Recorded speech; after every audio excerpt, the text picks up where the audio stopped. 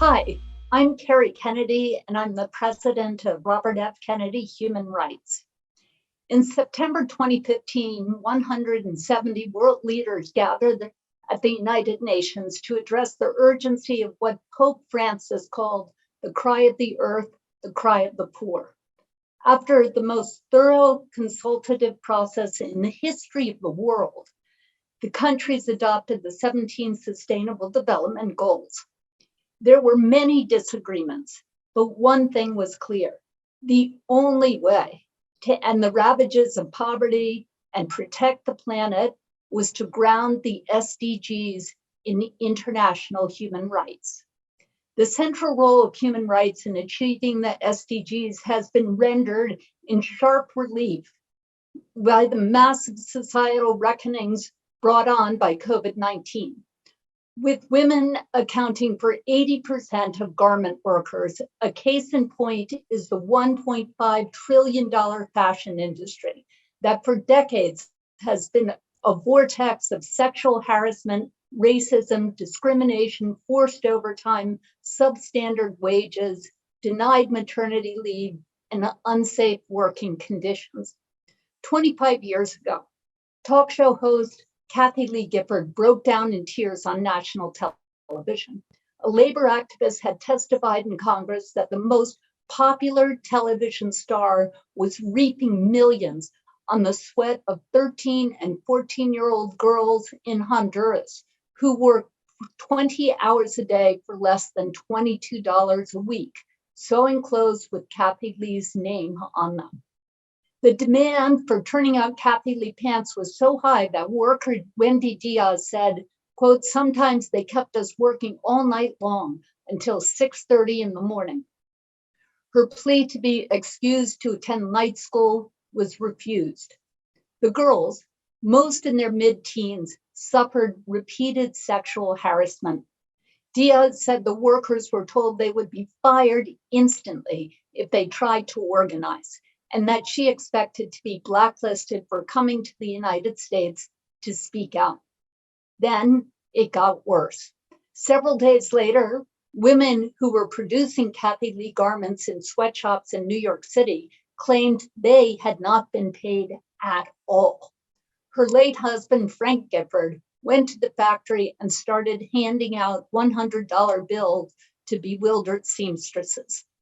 When confronted, Kathy Lee pleaded innocence. All she had done, she pleaded, was license her name.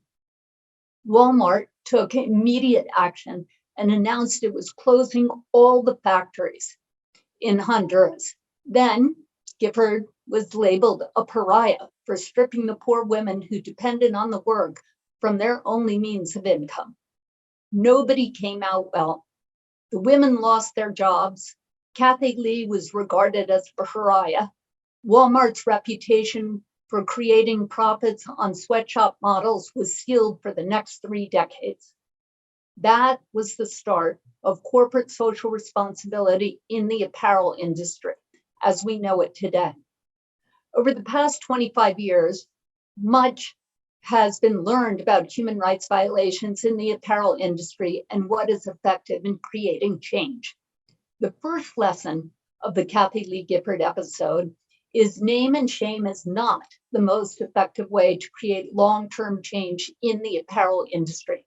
While those tactics have a place, they are just one tool in the toolbox. And the far more effective way to create sustainable change is for all the sectors in the industry to work together at a common table. The sewers, inspectors, unions, human rights defenders, retailers, national governments responsible for protecting the workers, and international organizations. It turned out that Kathy Lee licensed her name to Kellwood. Kellwood had a division called Halmode. Halmode had a contract with Walmart, which said all apparel must be manufactured in New York City, but can be subcontracted when necessary to a company in Alabama. The Alabama company then subcontracted to the factory in Honduras. That subcontracting happened when sales tripled and the original factory could not meet demand. This mode of wheel and spoke factories is endemic in the international apparel business to this day. In 2013, the Rana Plaza building collapsed in Dhaka, Bangladesh, crushing over 1,334 garment workers and maiming or injuring 2,000 more. Rana Plaza was an informal spoke factory. In response, the apparel industry came together to address worker safety in Bangladesh and committed to investing $280 million to inspect factories and pay for fire safety and other improvements. Not surprisingly, despite all that money and nearly 3,500 inspections in Bangladesh to date, still only a handful of factories have passed final inspections. Bangladesh operates, much like Kathy Lee Gifford found out, on a wheel and spoke system. The wheel factories have contracts with the international retailers and are under the eyes of inspectors, some of whom are competent and others who are barely literate. When retailers have a sudden increase in demand and the 4,000 or so wheel factories are unable to meet that demand, the wheel factories subcontract out to the 3,500 informal spoke factories. Let me quote from the NYU Stern report, Beyond the Tip of the Iceberg. Workers in this part of the sector are especially vulnerable because they are invisible to regulators and their employers operate on such slim margins that they cannot invest in even basic safety equipment or procedures. This kind of subcontracting also artificially depresses prices because it does not account for the full cost of producing in accordance with minimum labor standards.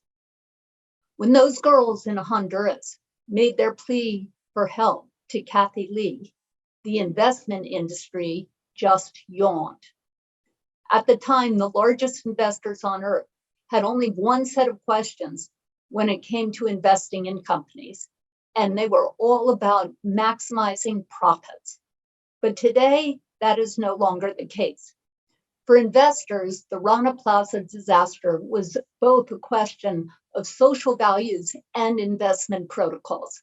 Investors had failed to take account of worker safety practices and transparency issues, missed what turned out to be a critical element of risk management when they considered risk-adjusted returns. Human rights investing in today's world is not done only because it's the morally right thing to do, although it is, but also because human rights violations are real perils that constitute core elements of investment risk management. People traditionally look at supply chains as going from the CEO to the factory floor, and maybe beyond, the suppliers of raw materials to the factory itself. But we in the human rights community think of it as going up the supply chain as well. So from the factory floor to the manager to the CEO, and from there to the private equity companies, then the retirement capital pools, and from there to the workers whose retirement savings are being invested. Wise investors understand you might get away with abuse for a few days or months or even years, but if you make an investment and you fail to consider environmental, human rights, and governance factors, you are investing in a ticking time bomb, and at some point, that bomb is going to explode. It exploded for Nike in 2001 when they admitted knowingly and actively employing children as young as 10 in life-threatening factory conditions in Pakistan and Cambodia. It exploded in Italy with Parmalat when investors watched as fraud and irresponsible corporate behavior led to Europe's largest ever bankruptcy.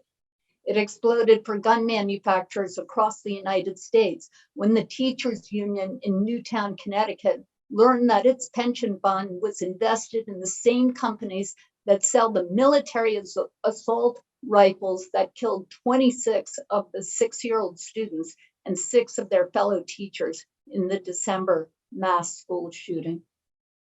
As each of these disasters show us, we can no longer ignore the link between human rights and investment practices. This is especially urgent when we consider that of the 100 largest economies on Earth today, 75 are no longer countries, they're corporations. As corporations gain power over our lives, they are increasingly being held to the same standards for protecting rights as governments currently hold. On the feast of St. Joseph the Worker, the Holy Father lamented companies that put more attention to profits than the dignity of labor. He said, "We do not get dignity from power or money or culture. We get dignity from work. Work is fundamental to the dignity of the person. Work, to use an image, anoints with dignity, fills us with dignity, makes us similar to God, who has worked and still works, who always acts." Last month, Pope Francis also spoke about honoring and respecting those in the informal sector, from street vendors, recyclers, carnival workers, small farmers, construction workers, seamstresses, the different kinds of caregivers who have no steady income to get through this hard time, for whom lockdowns are becoming unbearable. He noted importantly that this may be the time to consider a universal basic wage, which would acknowledge and dignify the noble essential tasks we carry out. It would ensure and concretely achieve the human and Christian ideal: no worker without rights. Pope Francis's words echo those of my dad, Bobby Kennedy. He said, "For too long, we have surrendered community excellence and community values to the mere accumulation of material things. Yet the gross national product does not allow for the health of our children, the quality of their education, or the joy of their play. It does not include the beauty of our poetry or the strength of our marriages, the intelligence of our public debate, or the integrity of our public officials. It measures neither our wit nor our courage, neither our wisdom nor our learning, neither our compassion nor our devotion to country. It measures everything, in short, except that which makes life worthwhile. And it tells us everything about America except why we are proud to be Americans." Sustainable investing is a way to invest in the future that makes life worthwhile, so that we can be proud of the ways our money is made, proud that our actions in the marketplace are an expression of our values, and proud to be capitalists, feeling good and looking good from the inside out. Thank you very much.